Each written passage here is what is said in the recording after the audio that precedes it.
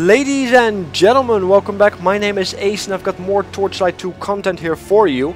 As you can see, we are going to cover the skills of the engineer. My engineer is currently level 21 and I've been beating all the bosses that are currently available with this exact same character. One of my kills of the last boss in the beta is also uploaded on this channel. Check it out if you'd like to. And I will be covering all the skills available. There are a few things that I want to point out before I do anything. First of all, if you're looking for a specific build, time code's below so you can check that out. And one of the annoying parts right now in the beta, and most likely will go live as well if we have to follow Torchlight 1 on that, is that they will not be able to, you will not be able to respec past a certain point, which is level 10, which is unfortunate.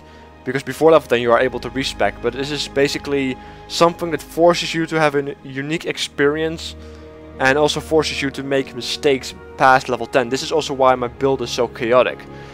Yet, though very effective, because I have been able to beat the last boss on Elite with this exact same character with the help of some other people as well.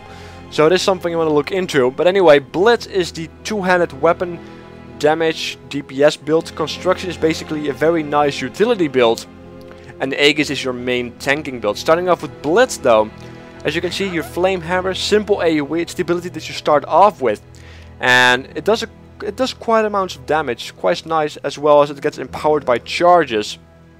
And since it's an ability that you start off with, you get really used to using this. Large weapon expertise basically proves that Blitz is your two-handed weapon tree. As you can see, not only does it increase your attack speed, which is quite nice for a slow two-handed weapon, it also allows you to get a passive chance to stun enemies for 3 seconds, which ends up getting quite a high chance once you get it all filled up. Of course, Ember Hammer, which is your destroying shields ability, which is very nice to have if nobody else in your team has an ability like that. And it also does a very nice AoE damage, especially when you have charges to boost its damage. And the best part of it though is that it doesn't use these charges to be empowered, but it also doesn't generate charges, so you have to take that in the equation. One of my favorite active abilities, which is Seismic Slam, which is a very powerful AoE, because not only does it have a very high chance to stun everybody around you, which is the main reason why I love it, it also increases your fire damage and also has a very nice dot to it as well. It's quite neat to have this ability on your list. Onslaught is basically your basic leap charge ability to get into battle or out of battle depending on how you use it, and it does debuff your enemy as well, so definitely something you want to get into. It's definitely an ability that I will be speccing at least 1 point into in the future, so I can actually jump into and out to battle. Ember Quake, your basic AoE, does a heat-seeking type move to, as you can see, the nearest 8 people. Does some, increases your fire damage, has a pretty high chance to burn people as well, especially if you consider it hits multiple targets. And not too bad of AoE damage if you consider the fact that it does go after 8 people regardless. And of course, Coup de Grace, which is the ability that I'm going to look forward to once I get to level 28, because it works really well with like Seismic Slam. It's basically a passive that triggers intense amounts of burst damage, electric burst damage, when somebody is stunned. It can only happen once a second, so it's not very potent in AoE situations, but it is definitely something you want to look out and possibly invest in if you know you're gonna fight, very tough single type mobs. Construction is basically your tree that you want to look into if you are more of a utility user and want to support your team possibly. Healing Bot is a very good example of this, and this is why I put 1 point into it at least, so I can heal myself, my pet, as well as, of course, my allies and also their pets. It is a heal over second, and you have to be in range to get the healing over second, but it's definitely worth to put at least 1 point into it, or even more if you are using construction as your main tree. Strong Defense, which is basically a passive, increases your physical armor, reduces the damage that you take, physical damage that you take, which is very weird because you would have expected this ability specifically, or this skill, to be one of the main skills of Aegis, because Aegis is your tanking tree. But unfortunately this is not the case, or fortunately I suppose. It is a level 1 ability that is available, so it doesn't really matter. Spider Mines, basically one of my favorite ability. I use this ability as a ranged weapon because you throw it out and these basically run to whoever is closest and explode. You throw 3 out every time you use this ability. You can have up to 10, and it does have a chance to do a lot of damage or even stun your enemies.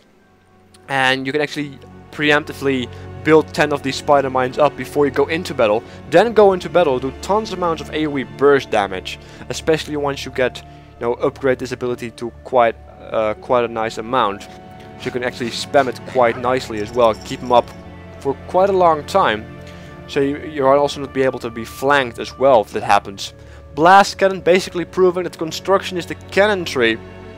And it's a very powerful attack that also debuffs the enemy. Not only does it blind them, it also allows them to take more damage by either your abilities or your friends.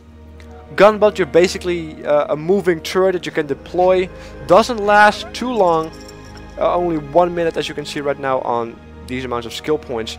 And you do increase its damage quite a bit with every skill point. So if you want to have another pet that does damage every now and then, you definitely want to upgrade this one to the highest extent.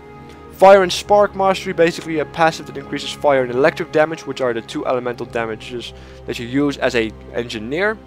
Shock Grenade, very nice, because not only does it has these debuffs that are very handy, including the snare effect, or the immobilize effect I should say. It also allows to be empowered by charges, so you throw even more grenades, as well as it does force enemies to take more damage, just like your cannon. So you can actually stack these two with other abilities that may be able to, force the enemy to take more damage. So you can actually end up doing quite an amount of damage, either by yourself or by your team. So it's definitely worth getting one of these.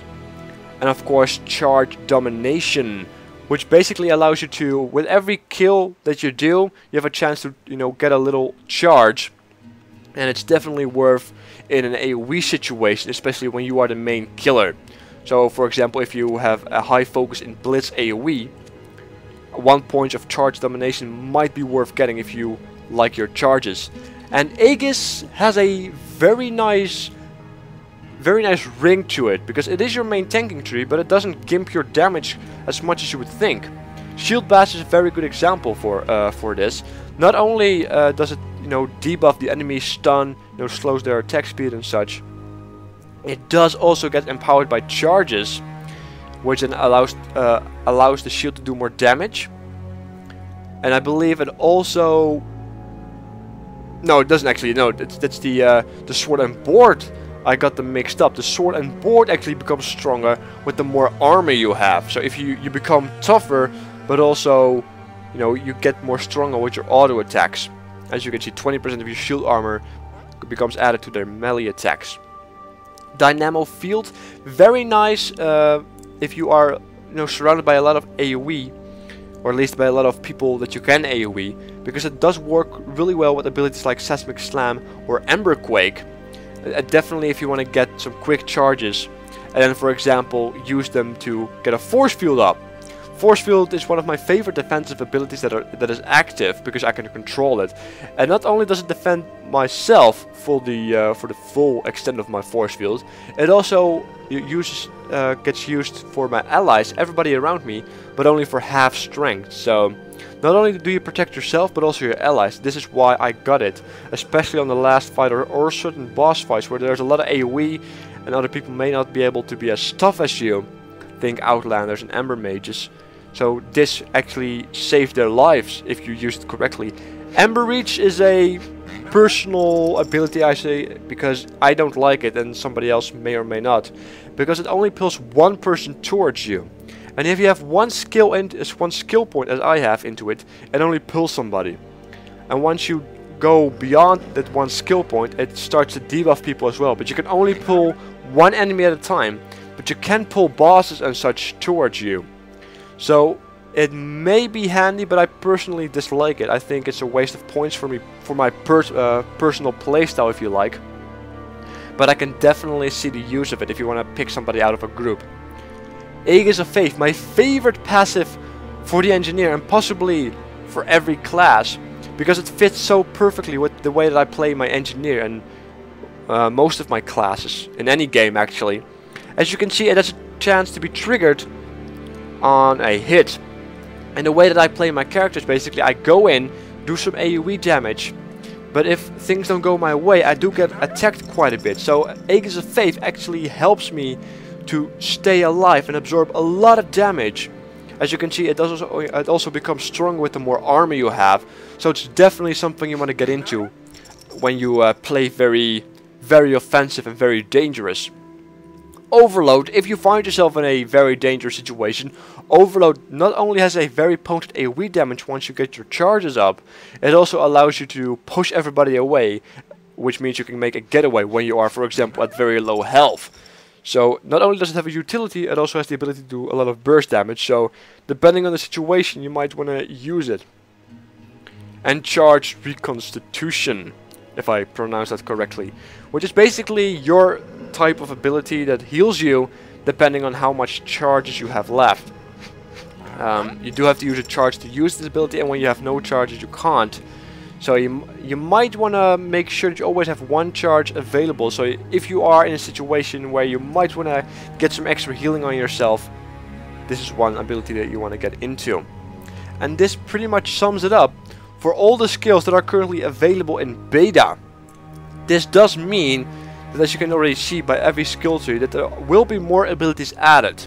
And I will be revisiting these skill trees for every class as best as I can in the future, so I can help you guys out and keep you guys up to date and possibly let you guys know what I think of them and what I recommend personally for my own playstyle, or otherwise take what you guys say into the equation as well.